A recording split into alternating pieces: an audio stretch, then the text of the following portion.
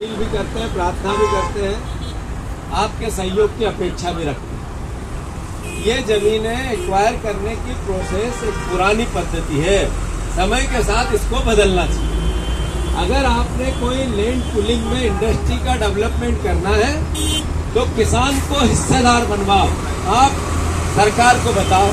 अगर आप हिस्सेदारी नहीं करोगे और एक्वायर करोगे और किसान की सहमति नहीं है तो फिर हम आपके सामने खड़े रहेंगे और ताकत से रहेंगे, अंतिम सांस तक जीवन की रहेंगे, अंतिम बूंद तक शरीर के खून की रहेंगे।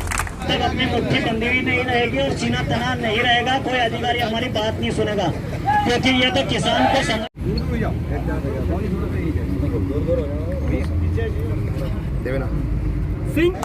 जूस लेने वाले भैया थोड़ा जल्दी आ जाए।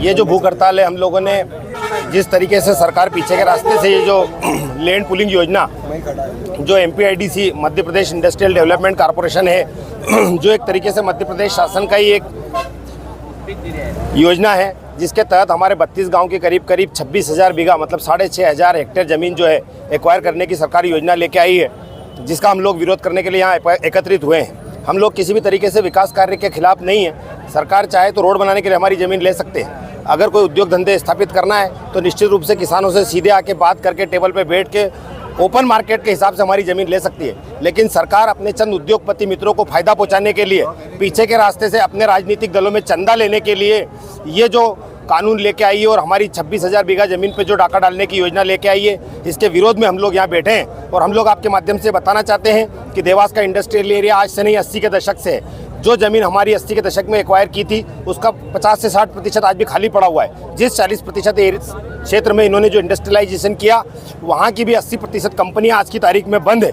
चाहे वो बालगढ़ मिल है, चाहे कलमा फैक्ट्री है, चाहे भंडारी फाइल्स है और ट्यूब्स लिमिटेड है, ऐसी एस कुमार से टाटा है, ऐसी कई सैकड़ों कंपनियां हैं जहां पे आज मवेशी चर रहे हैं। कोई किसी तरीके का उद्योग व्यापार वहां पर नहीं हो रहा है। उन कंपनियों में पुनः कार्य प्रारंभ करके युवाओं को रोजगार देने के विपरीत जो कृषि भूमि जो बहुत ही उपजाऊ हुए 3-3 फसल जहाँ ले रहे हैं, उन किसानों से उनकी ज़मीन छीनना करीब ये 10,000 किसान परिवारों को प्रभावित करेगा और इससे 60 से 70 हज़ार की आबादी जो है वो बेरोजगार हो जाएगी। तो एक तरफ रोजगार देने के नाम पे सरकारी जो है वो अपने चंद उद्योगपतियों को फ़ायदा पहुंचाना चाहती है और जो किसान परिवार जो 60 से 70 हज़ार जो खुद अपने पैरों पे खड़े हैं, जहां एक तरफ तो हमारी सरकार कहती है कि स्वरोजगार करो, अपने पैरों पे खड़े हो, आत्मनिर्भर बनो, इसके विपरीत सरकार हमारे किसान साथियों को जो आत्मनिर्भर हैं, जो देश का पेट पाल रहे हैं, जो सरकार को 5-5 बार कृषि अवार्ड दिला रहे हैं, उनके पीठ में छुरा घोंपने का काम कर रही है।